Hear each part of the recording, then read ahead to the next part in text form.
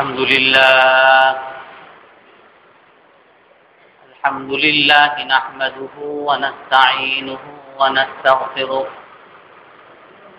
ونؤمن به ونتوكل عليه ونعوذ بالله من شرور أنفسنا ومن سيئات أعمالنا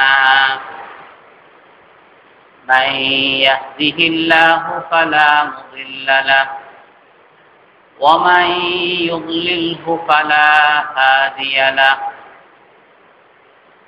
ونشهد أن لا إله إلا الله وحده لا شريك له ونشهد أن سيدنا وحبيبنا ومولانا محمدا عبده ورسوله أرسله بالحق بشيرا ونذيرا بين يدي الساعة من يطع الله ورسوله فقد رشد واهتدى ومن يعصهما فقد ضل وغوى أما بعد فأعوذ بالله من الشيطان الرجيم بسم الله الرحمن الرحيم شهر رمضان الذي أنزل فيه القرآن هدى للناس وبينات من الهدى والفرقان فمن شهد منكم الشهر فليصم ومن كان مريضا أو على سفر فعدة من أيام أخر يريد الله بكم اليسر ولا يريد بكم العسر ولتكملوا العدة ولتكبروا الله على ما هداكم ولعلكم تشكرون صدق الله العظيم وقال النبي صلى الله عليه وسلم يقول الله تعالى في الحديث القدسي كل عمل ابن آدم له ويضاعف الحسنة بعشر أمثالها إلى 700 ضعف إلا الصوم فإنه لي وأنا أجزي به يدع طعامه وشرابه وشهوته لأجلي أو كما قال عليه الصلاة والسلام সম্মানিত মুসল্লিয়ানে কেরাম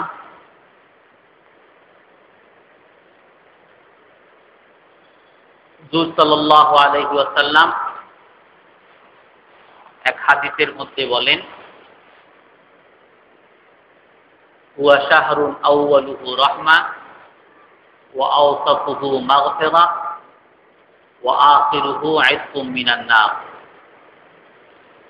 রমজান মাসের প্রথম ভাগ হলো রহমতের আর দ্বিতীয় ভাগ হলো মাগফিরাতের আর তৃতীয় ভাগ হলো জাহান্নাম থেকে মুক্তি। তো আমরা সেই প্রথম ভাগের মধ্যে আছি। আল্লাহ তাআলার রহমত অর্জনের অংশের মধ্যে আমরা আছি। এক হাদিস গত সপ্তাহে বলা হয়েছিল, হুজুর সাল্লাল্লাহু আলাইহি সাল্লাম বলেন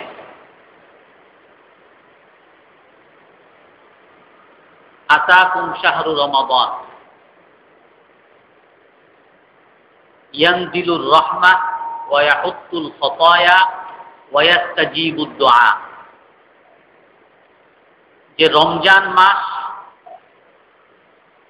আল্লাহ তাআলা তোমাদের উপরে রহমত অবতীর্ণ করেন,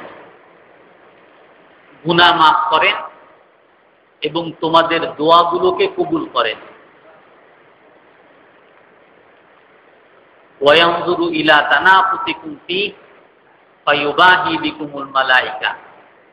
আর রমজান মাসে তোমাদের ইবাদতের প্রতিযোগিতার দিকে আল্লাহ তাআলা তাকিয়ে থাকেন এবং এ নিয়ে ফেরেশতাদের সাথে আল্লাহ তাআলা গর্ব করেন।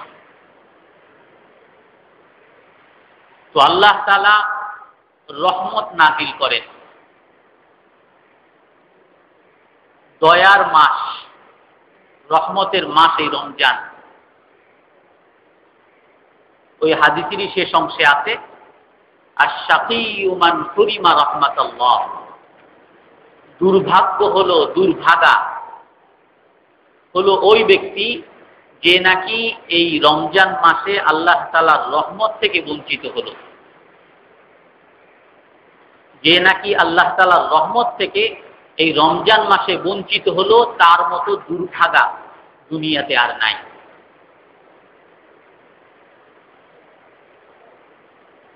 আল্লাহ তাআলা হাদিসে কুদসির মধ্যে বলেন যে বনি আদমের সমস্ত আমল তার জন্য। মানব সন্তান যে কাজই করে তার প্রতিদান সে পায়। সে যে নেক আমল করে সেই নেক আমলের সওয়াব আল্লাহ তাআলা 10 গুণ থেকে 700 গুণ বাড়িয়ে দেন। যে নেক আমলই সে করবে তার সওয়াব, তার প্রতিদান, তার পাওনা। কিন্তু ইল্লা সাওম, আল্লাহ তাআলা বলেন হাদিসে কুদসিতে যে রোজার কোনো সওয়াব সে পাওনা না। রোজাদার যখন রোজা রাখে তো রোজার কোনো নির্দিষ্ট বদলা বা প্রতিদান মানব সন্তান পায় না, তার কোনো অধিকার নাই। কেন? আল্লাহ তাআলা কি বলেন? কেন রোজাদার কোনো রোজার বদলা পায় না বা তার অধিকার নাই, বদলার অধিকার নাই? আল্লাহ তাআলা বলেন ফাইন্নাহু লি ওয়া আনা আজজি বিহি। এই রোজা হলো আমার জন্য, আর এই রোজার প্রতিদান আমি স্বয়ং দান করি। এটা কোনো হিসাবের মধ্যে দান করি না, 10 গুণ বা 700 গুণ। অন্যান্য নেক আমলের সওয়াব যেমন নির্দিষ্ট আছে, এই রোজার সওয়াব কোনো নির্দিষ্ট নাই। ইল্লা সাওমু ফাইন্নাহু লি ওয়া আনা আজজি বিহি। রোজা হলো একমাত্র আমার জন্য, আর এই রোজার প্রতিদান আমি স্বয়ং দান করি। আমি কোনো নির্দিষ্টভাবে দান করি না, 10 গুণ বা 700 গুণ অন্যান্য নেক আমলের মতো। ইয়াদাউ তুআমাহু ওয়া শারাবাহু ওয়া শাহওয়াতাহু লিআজলি। আল্লাহ তাআলা বলেন যে আমি কেন এই রোজাদারের বদলা আমি নিজ হাতে দিব না, স্বয়ং কেন দিব না? কারণ এই রোজাদার তো আমার জন্যই, একমাত্র আমার জন্যই তার খাবারকে পরিত্যাগ করতেছে, তার পানকে পরিত্যাগ করতেছে, তার কামনা বাসনাকে সে পরিত্যাগ করতেছে। কোন রোজাদার যদি মানুষের জন্য রোজা রাখে, মানুষ তাকে রোজাদার বলবে। তো সে মানুষের সামনে যখন আসে, মসজিদে আসছে, বাজারে আসছে, চাকরি বাকরিতে আসছে, বা রোজাদার কোনো খাবারও খায় না আর পানও করে না। কিন্তু সে যদি রান্নাঘরে ঢুকে দরজা বন্ধ করে, সেখানে কোনো মানুষ নাই, অথবা নিজের বাড়িতে গিয়ে দরজা বন্ধ করে, সেখানে কোনো অফিসের মানুষও নাই, সেখানে কোনো মসজিদের মানুষও নাই, এলাকার মানুষও নাই, কেউ নাই, সে দরজা বন্ধ করে যদি কিছু ভাত খেয়ে নিল আর কিছু পান করে নিল, কেউ কি দেখবে? সে যদি মানুষের জন্য রোজা রাখে তো মানুষের রোজা সে সবসময় রাখতে পারবে। কিন্তু রোজাদার তার খাবারকে ত্যাগ করতেছে, তার পানকে ত্যাগ করতেছে, তার কামনা বাসনাকে ত্যাগ করতেছে একমাত্র আল্লাহর জন্য। এই জন্য আল্লাহ তাআলা বলেন ইয়াদাউ তাআমাহু ওয়া শারাবাহু ওয়া শাহওয়াতাহু লিআজলি, আরে এই রোজাদার তো আমার জন্য, একমাত্র আমাকে সন্তুষ্ট করার জন্য তার খাবারকে ছেড়ে দিচ্ছে, তার পান করাকে ছেড়ে দিচ্ছে, তার কামনা বাসনাকে ছেড়ে দিচ্ছে, আমি কেন তার বদলা দিব না? আতিয়া ফাকাত মিশরের একজন বড় আলেম, উনি বলেন যে রোজার শিক্ষা হলো তিনটা। রোজার দ্বারা কি শিক্ষা পাওয়া যায়? উনি বলছেন তিনটা। এক হলো আল্লাহ তাআলার সন্তুষ্টিকে নিজের সন্তুষ্টির উপরে প্রাধান্য দেওয়া। আমার মন চায় ভালো ভালো খাবার খেতে, আমার মন চায় আমি তৃষ্ণার্ত পানি পান করতে, 7 আপ পান করতে, ঠান্ডা পানি পান করতে, আমার মন চায় কামনা বাসনা পুরো করতে, আমার মন চাচ্ছে, আমি চাচ্ছি একটা, কিন্তু আমি এগুলোকে পরিত্যাগ করতেছি আল্লাহ তাআলা সন্তুষ্টির জন্য। আল্লাহ তাআলা আমার জন্য সন্তুষ্ট হবেন, আমার উপরে সন্তুষ্ট হবেন, এই জন্য আমি আমার জন্য হালাল যেগুলো ছিল, খাবার খাওয়া এটা আমার জন্য হালাল, পানি পান করা এটা আমার জন্য হালাল, স্ত্রীর কাছে যাওয়া এটা আমার জন্য হালাল, আমি এগুলো পরিত্যাগ করতেছি একমাত্র আল্লাহ তাআলা সন্তুষ্টির জন্য। তো কেউ যদি হালাল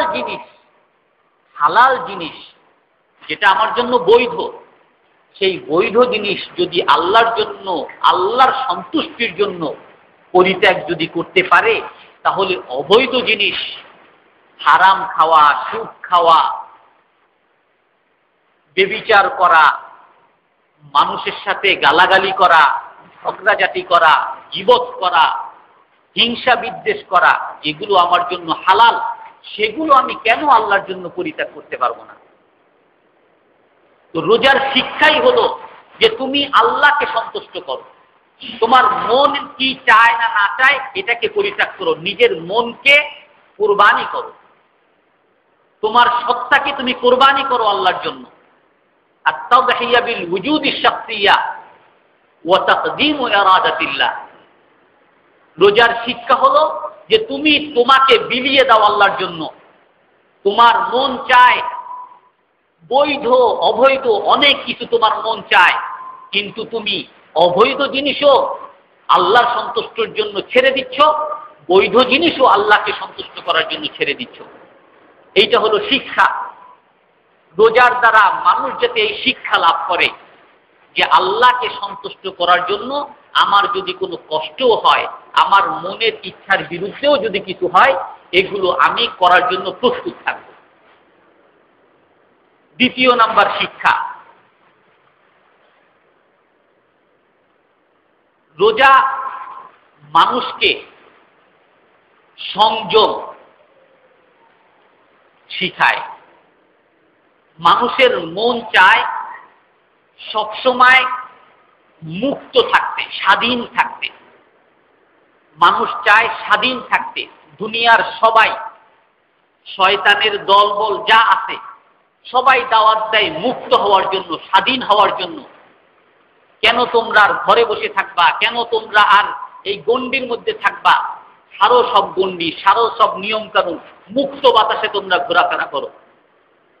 তোমাদের কোনো নিয়ম নীতি থাকবে না। তোমার যখন ইচ্ছা, যার সাথে ইচ্ছা হইতে তার সাথে ঘোরাফেরা করবা।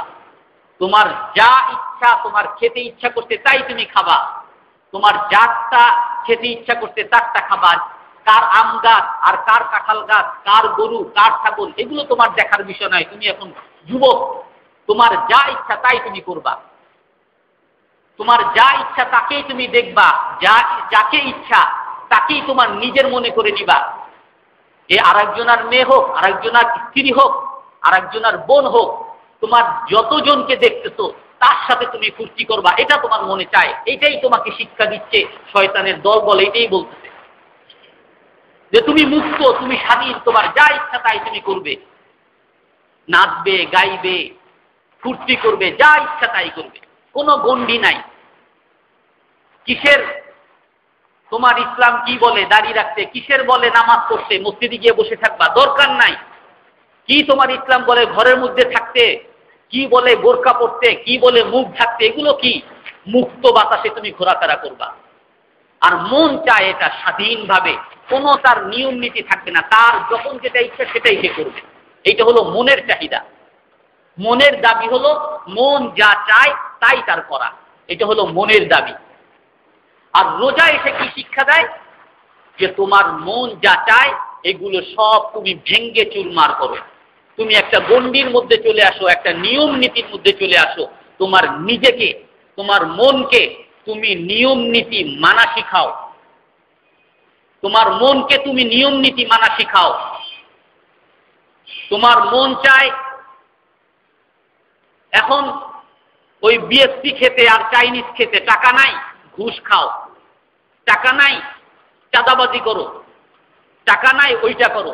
রোজা এসে শিক্ষা দিতেছে না, তোমার মনকে সংযত করো যে তুমি না খেয়ে থাকবা, কিছুই খাবা না, তোমার নাই তুমি খাবা না।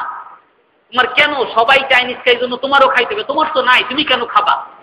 সবাই গাড়ি কিনতে তাই তোমারও গাড়ি কিনতে হবে কেন? তোমার নাই তুমি কেন করবা?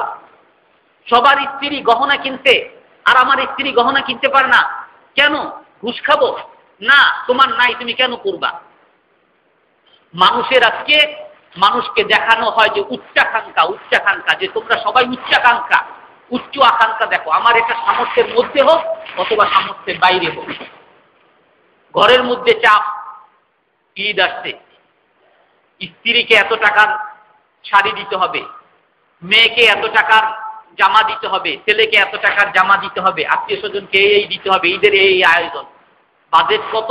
20,000 টাকা। বেতন পাই কত? মাত্র 5,000 টাকা। আর বাকি 15,000 টাকা যেমনি হোক আমাকে ব্যবস্থা করতেই হবে, যেমনি হোক আমাকে ব্যবস্থা করতেই হবে, কারণ এটা আমার আকাঙ্ক্ষা, এটাকে আমার পুরো করতেই হবে।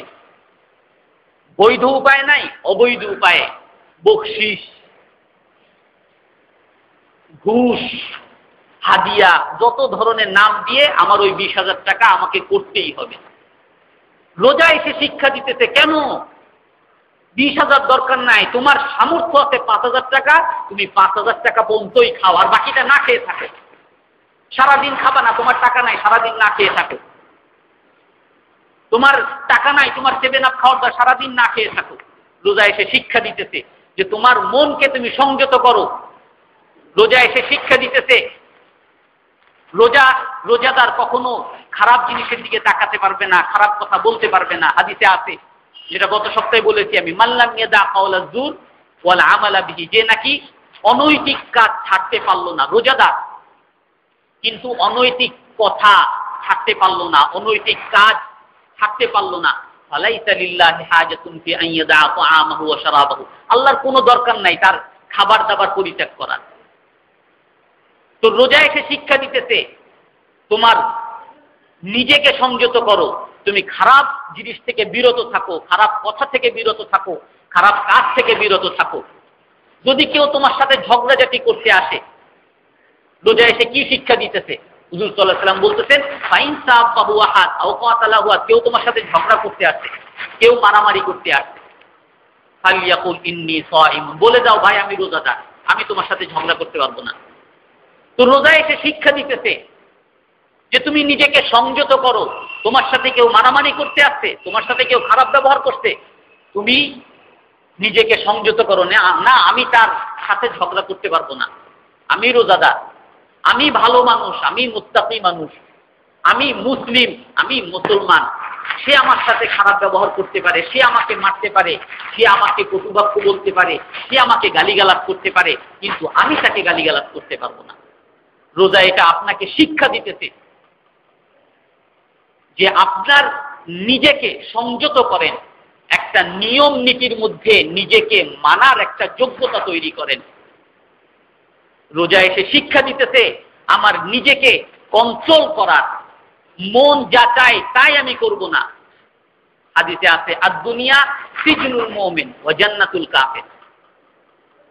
দুনিয়াটা হলো কাফেরের জন্য জান্নাত। জান্নাত কি? জান্নাতের বিবরণ আছে কোরআনে, সংক্ষেপে বিবরণ, ওয়ালাকুম ফিহা মা তাশতাহি আনফুসুকুম ওয়ালাকুম ফিহা মা তাদউন। জান্নাত কি? বলে জান্নাত হলো তুমি জান্নাতে যা চাবে, তোমার মন যা চাবে তাই তুমি পাবে। তুমি যা চাবে, তোমার এখন মনে চাইতে আকাশে উড়ার, বাংলাদেশে বা পৃথিবীতে কেউ যদি আকাশে উঠতে চায় তো তার সম্ভাবনা আছে, কিন্তু কিভাবে? তাকে এইখান থেকে সেই এয়ারপোর্ট যাইতে হবে, এয়ারপোর্ট গিয়ে তারপরে প্লেনে উঠবে, প্লেন থেকে তারপরে আকাশে যাবে। জান্নাতে না, আমি আকাশে উঠতে চাইছি, পাখা হয়ে যাবে, পাখা দিয়ে আকাশে উঠতে থাকবে। জান্নাতে কারো ইচ্ছা হইতে যে আমি ওই যে আকাশে যে পাখি, বিদেশি পাখি, ওই পাখি আমি খাবো। ছোট ছোট শিশুদের অনেক অলৌকিক ইচ্ছা হয় যে আমি আমেরিকা যাবো, হ্যাঁ আমার আমেরিকা নিয়েই যেতে হবে, না নিলে বাস কান্নাকাটি। নানা বাড়ি গেছিলাম, এখন আমাকে নানা বাড়ি নিয়েই যেতে হবে। নানা বাড়ি হলো সেই রংপুর, এখন বাচ্চা আবদার করতে আমার নানা বাড়ি নিয়েই যেতে হবে, সারাদিন কান্দে। এখন সেই রংপুর তারে কি নেওয়া কি সম্ভব নাকি? বাচ্চারা এরকম কান্নাকাটি করে যে আমাকে এখন সেই নন্দন পার্কে নিয়েই যেতে হবে, সেই নন্দন পার্ক যাইতে একদিন লাগবে, আমাকে সেখানে নিয়েই যেতে হবে, কান্নাকাটি শুরু করছে। এরকম শিশুদের যত আবদার আছে, শিশুদের মতো যত আবদার আছে, জান্নাতে সমস্ত আবদার পূরণ হবে। কেউ চাইছে আকাশে এরকম পাখি দেখতে, পাখি উড়ে যাচ্ছে। দুনিয়াতে যদি কেউ খেতে চায় খেতে পারবে, কিন্তু কিভাবে? ওই পাখিটা যেখানে বসবে সেইখানে যেতে হবে, সেইখানে এয়ারগান নিয়ে যাইতে হবে, তারপরে সেটা যদি পারে মারতে পারলে মারবে, তারপরে সেইটাকে ভুনা করে খেতে পারবে। কিন্তু জান্নাতে এরকম একটা শিশুদের মতো আবদার মনে হয়েছিল যে না, আকাশে যে পাখি দেয় ওইটাই আমি খাবো। তো তার জান্নাতে ব্যক্তির ইচ্ছা জাগতে সাথে সাথে যেই পাখি খাওয়ার ইচ্ছে হইতো ওই পাখি ভুনা হয়ে তার সামনে চলে আসবে। জান্নাতে ইচ্ছা হবে যে আমি ওই মেয়েকে বিবাহ করব। এখন দুনিয়াতে যদি কেউ এরকম ওই নায়িকারে বিবাহ করতে চায় তো তার পিছনে আরো 10 জন আছে, মারামারি লাগবে, হয়তো পাইতেও পারে, কোনো এক সময় মারামারি করে জয় হয়ে পাইতেও পারে, কিন্তু তারপরও সম্ভাবনা কম। কিন্তু জান্নাতে বা তার অবশ্যই বিবাহ করতে চাই, আল্লাহ তাআলা তারে একেবারে তার সামনে হাজির করে দিবে। তো দুনিয়া কাফেরদের জন্য জান্নাত, তার মানে জান্নাতে মানুষ যা চাইবে তাই পূরণ করতে পারবে। তো কাফেররা দুনিয়াতে যা চায় তাই পূরণ করতে চায়, যা চায় তাই তারা পূরণ করতে চায়, আর এটাকেই তারা সভ্যতা মনে করে। যা চায়, মন আমার চাইছে, বা ছোট শিশু বাচ্চাদের কেন তাদেরকে মেলামেশা করতে দিবা না? বিয়া করুক, তারা অবাধে মেলামেশা করুক, সমস্যা কি? মন চায়, বাচ্চারা চায়, কেন তাদেরকে বাধা দিবা? মন চাইছে এটা করতে, করতে দাও, আমরা করব, ফুর্তি করব, সমস্যা কি? তো কাফের, ফাসেক, পাপী, তারা তাদের জন্য দুনিয়া হলো মন যা চাইবে তাই করবে। আর মুমিনদের জন্য দুনিয়া কি? হুজুর সাল্লাল্লাহু আলাইহি ওয়াসাল্লাম বলেন আর দুনিয়া সিজনুল মুমিন, আর মুমিনদের জন্য দুনিয়া হলো জেলখানা। জেলখানায় যেমন মানুষ কোথাও ঘুরতে চাইলে পুলিশে তারা আটকায় দিবে, কিছু খেতে চাইলে পুলিশ তাকে ওই ডায়লার রুটি ওগুলাই খেতে দিবে, কোনো আত্মীয় স্বজনের সাথে দেখা করতে চাইলে ওই জেলখানায় ঢুকায় রাখবে, কোথাও যেতে দিবেন, একেবারে গণ্ডির মধ্যে। তো মুমিনদের দুনিয়া হলো জেলখানা, সব কিছু গণ্ডির মধ্যে। তাকাইতে যাবেন, গণ্ডি দিয়ে দিতে, এইভাবে তো ওইটার দিকে তাকাবেন, এইটার দিকে তাকাবেন না। হাঁটতে যাবেন, ইসলাম বইলে দিতে ওই জায়গায় হাঁটবেন, এই জায়গায় হাঁটবেন না। কথা বলতে যাবেন, ইসলাম বলে দিতে এই কথা বলবেন, এই কথা বলবেন না, এই কথা বলতে পারবেন না। পোশাক করতে যাবেন, ইসলাম বলে দিতে এই পোশাক করবেন, এই পোশাক করতে পারবেন না।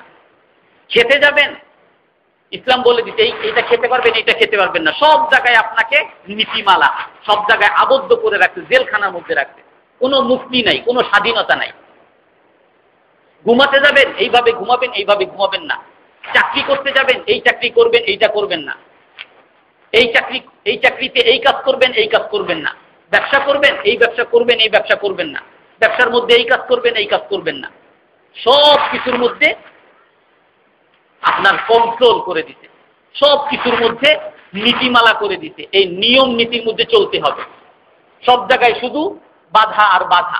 ইসলাম মোমেন মানি হলো মুসলমান হওয়া মানি, মোমেন হওয়া মানি সব জায়গায় বাধা আর বাধা। বাধা ছাড়া দুনিয়া নাই, জেলখানা। আর দুনিয়া সিজনুল মোমেন। এই কথার যারা শয়তানদের দলবল, তারা তো এই হাদিসও জানে যে হুজুর সাল্লাল্লাহু আলাইহি ওয়াসাল্লাম বলছেন যে দুনিয়া মুমিনের জেলখানা।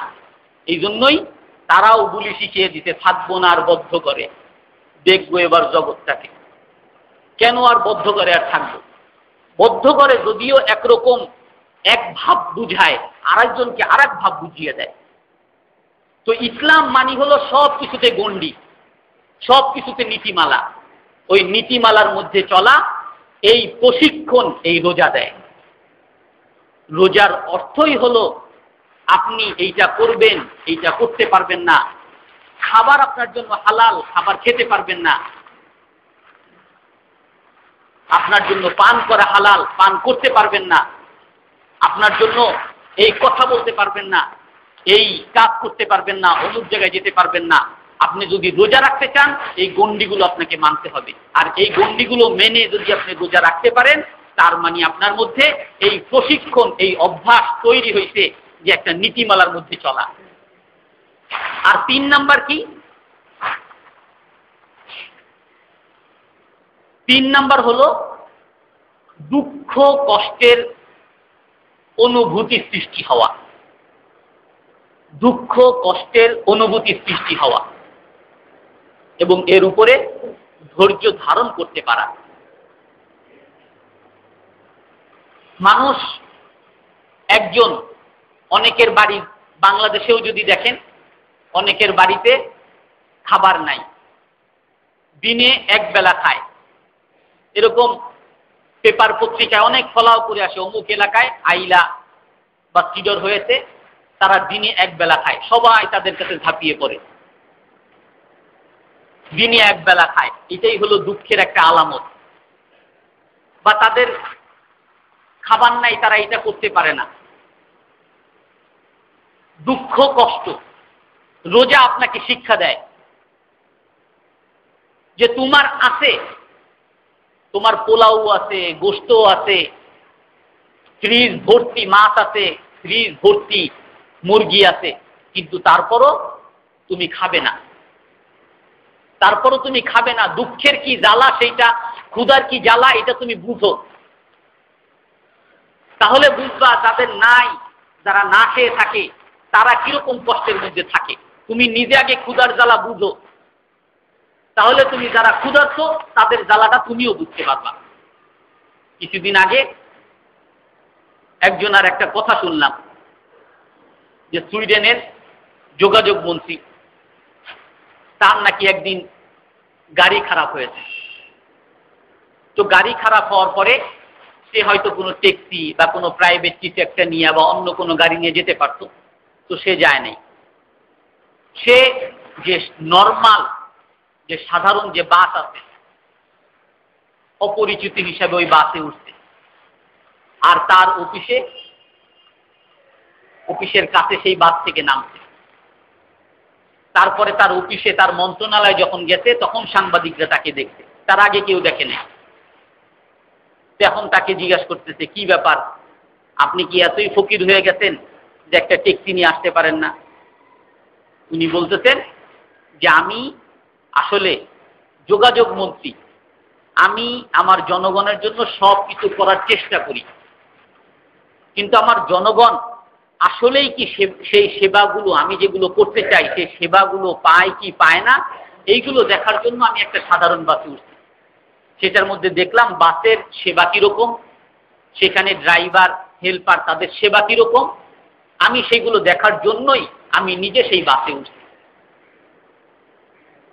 আমি সন্তুষ্ট যে আমি যেই নীতিমালায় যেভাবে নির্দেশনা দিয়েছি সেভাবে আমার জনগণ সেবা সেরকম সেবা পাইছে।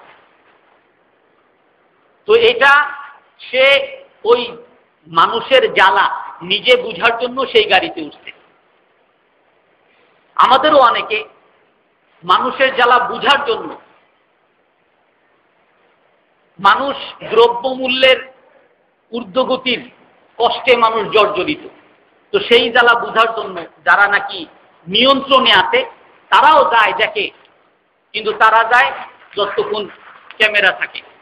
সে নিজে যাক একদিন, নিজে গিয়ে তারা যদি একদিন দেখে বাজারে দাম কত, চালের দাম কত, চিনির দাম কত, আসলেই কি তারা বা নিয়ন্ত্রণে যারা আছে তারা যেটা করতে চাচ্ছে সেটা কি আসলেই জনগণ পাচ্ছে কিনা, নাকি তাদের জন্য আরো কিছু করা দরকার, সেটা তখন বুঝবেন। ক্ষুধার জ্বালা, মানুষ কষ্টের জ্বালা অনুভব করা, এটাই হলো রোজার শিক্ষা। আমার টাকা পয়সা আছে, আমার ধন দৌলত আছে, কিন্তু তারপরও আমি না খেয়ে থাকতেছি। আমার বস্তু আছে, মাছ আছে, তারপরও আমি না খেয়ে থাকতেছি। এর দ্বারা আমি বুঝবো না খেয়ে থাকার কত কষ্ট। যারা সারা বছর না খেয়ে থাকে, তাদের একবেলা ভাত জুটে না, তারা কত কষ্ট করে, সেটা যখন আমি বুঝবো তাদের পাশে গিয়ে দাঁড়াবো। হুজুর সাল্লাল্লাহু আলাইহি ওয়াসাল্লামের ব্যাপারে হাদিসের মধ্যে আসছে, কানা রাসূলুল্লাহ সাল্লাল্লাহু আলাইহি ওয়াসাল্লাম আজওয়াদান নাসি বিল খাইর। হুজুর সাল্লাল্লাহু আলাইহি ওয়াসাল্লাম মানুষ দানশীল মানুষের মধ্যে সর্বশ্রেষ্ঠ দানশীল ছিলেন। হুজুর সাল্লাল্লাহু আলাইহি ওয়াসাল্লামের ব্যাপারে হাদিসে আসছে, কানা নাসু আজওয়াদান নাসি বিল খাইর। হুজুর সাল্লাল্লাহু আলাইহি ওয়াসাল্লাম সর্বশ্রেষ্ঠ দানশীল ছিলেন। ওয়া কানা আজওয়াদ হিনা ইউকাবিলুহু জিবরিল ওয়া ইউদারিসুহুল কুরআন মিনার রিহিল মুরসালা। আর হুজুর সাল্লাল্লাহু আলাইহি সাল্লাম রমজান মাসে বিশেষ করে যখন নাকি জিবরিল আলাইহিস সালামের সাথে দেখা হতো, রমজান মাসে জিবরিল আলাইহিস সালাম হুজুরের সাথে এসে কোরআনের দৌড় করতেন। হুজুর সাল্লাল্লাহু আলাইহি সাল্লাম জিবরিলকে শুনাইতেন, হযরত জিবরিল আলাইহিস সালাম হুজুর সাল্লাল্লাহু আলাইহি সাল্লামকে কোরআন শুনাইতেন। বলে এই সময় যখন নাকি হযরত জিবরিলের সাথে দেখা হইতো, অর্থাৎ রমজান মাসে, হুজুর সাল্লাল্লাহু আলাইহি সাল্লামের দান ছিল জোরে বয়ে যাওয়া বাতাসের চেয়েও দ্রুত। দ্রুত বেগে বাতাস যখন বয়ে যায়, যা থাকে সব কিছু সেই বাতাস নিয়ে যায়। হুজুর সাল্লাল্লাহু আলাইহি সাল্লামের দান এমন ছিল যে ওই দ্রুত বেগে বাতাসের চেয়েও বেশি, যা থাকতো সাথে সাথে খরচ। যারা সামনে আসতো সবাইকে দান, যেখানে যাকে পাইতো তাকেই দান করত। হুজুর সাল্লাল্লাহু আলাইহি সাল্লাম এত দান করতেন। এই রমজানের একটা বড় শিক্ষা এটা, যে ক্ষুধার জ্বালা বুঝা, মানুষের কষ্টের জ্বালা বুঝা, মানুষের দুঃখের জ্বালা বুঝা, আর সেই মানুষের পাশে দাঁড়ানো। আর এক হাদিসে আছে, হুজুর সাল্লাল্লাহু আলাইহি সাল্লাম বলতেন, শাহরুন ইউজাদু ফি রিজকিল মুমিন। এই রমজান মাসেই মুমিনের রিজিক বাড়িয়ে দেওয়া হয়। এই রমজান মাসে মান আতা মান ফাত্তারা সাইমান আলা তামারাতিন আও শুরবাতি মাইন আও বুজকাতি লাবানিন আতাহুল্লাহু মাগফিরাতান। যে নাকি কোনো এক রোজাদারকে একটা সামান্য খেজুর অথবা এক জগ পানি বা এক জগ দুধ, এর দ্বারাও যদি কেউ রোজা ইফতারি করায়, কোনো রোজাদারকে ইফতার করায়, আল্লাহ তাআলা তার গুনাহ মাফ করে দিবেন। আল্লাহ তাআলা তাকে জাহান্নাম থেকে মুক্তি দান করবেন। আর এক হাদিসে আছে যে যে নাকি কোনো রোজাদারকে পান করাবে, মান তাকা সাইমান, কোনো রোজাদারকে কিছু পান করাইলো, তাকাহুল্লাহু মিন হাউজি মা লাম ইয়াসমা। যে নাকি কোনো রোজাদারকে পান করাবে, আল্লাহ তাআলা তাকে আমার হাউজে কাউসার থেকে পান করাবে, আর এই পান করার পরে সে আর কখনো তৃষ্ণার্ত হবে না। তো এই দান করার প্রতি, মানুষের প্রতি, দানানের প্রতি হুজুর সাল্লাল্লাহু আলাইহি সাল্লাম অনেক হাদিসের মধ্যে বলছেন। আর এক হাদিসে আছে, মান খাফফাফা আন মামলুকিহি, মান খাফফাফা আন মামলুকিহি গফারাল্লাহু লাহু মা তাকাদ্দামা মিন যামবি। যে নাকি তার অধীনস্থ চাকর, অধীনস্থ যারা কাজ করে, কর্মচারী, তাদের কাজকে হালকা করে দিবে, আল্লাহ তাআলা তার গুনাহ মাফ করে দিবে। তো এই রমজানের শিক্ষা হলো এটা, দুঃখের জ্বালা বুঝা, দুঃখের কষ্ট বুঝা এবং এর উপরে সবর করার একটা প্রশিক্ষণ করা। আর এর থেকে শিক্ষা নেওয়া, যারা নাকি দুঃখী মানুষ আছে, যারা ক্ষুধার তাড়নায় কষ্টে আছে, তাদের পাশে দাঁড়ানোর এক শিক্ষা। তো আতিয়া সাকার উনি এই রোজার থেকে 3টা শিক্ষার কথা বলতেন। 1 নম্বর শিক্ষা হলো আল্লাহর সন্তুষ্টিকে আমার নিজের সন্তুষ্টির উপরে প্রাধান্য দেওয়া। আর 2য় নাম্বার হলো নিজেকে সংযম রাখা, নিজেকে একটা নিয়ম নীতি, মানুষকে নিজেকে একটা নিয়ম নীতির মধ্যে পরিচালনা করা। আর 3য় নাম্বার হলো কষ্টের অনুভূতি সৃষ্টি হওয়া এবং এর উপরে সবর করা।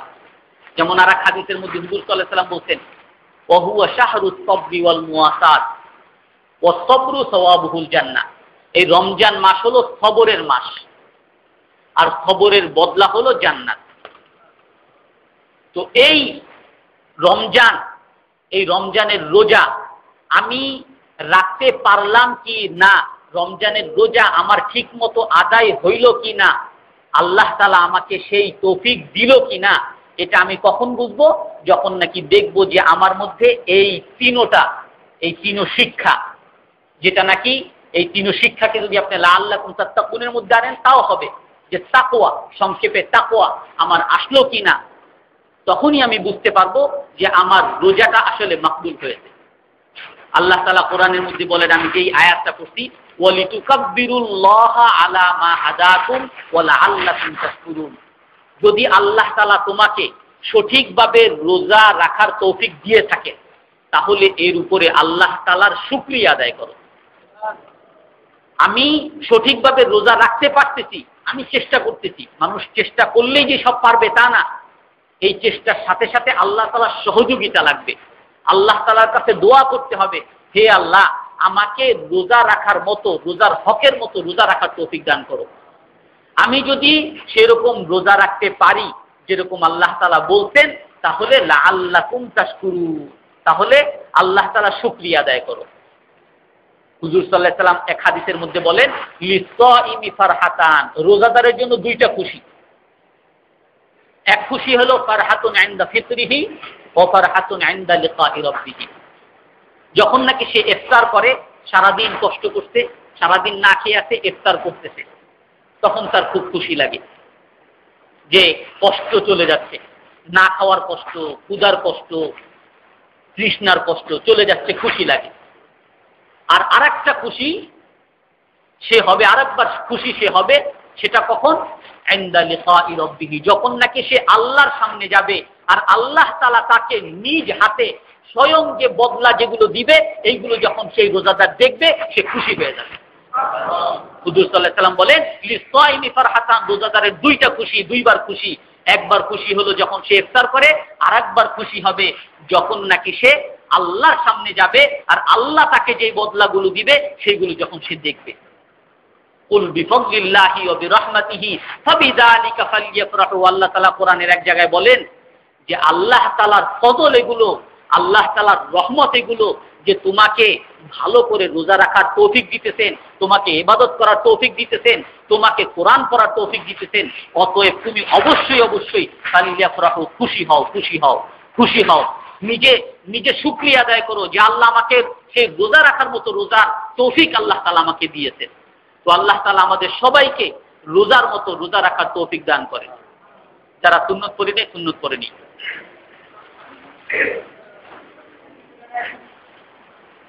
সামনে পুরা করে নেই, সামনে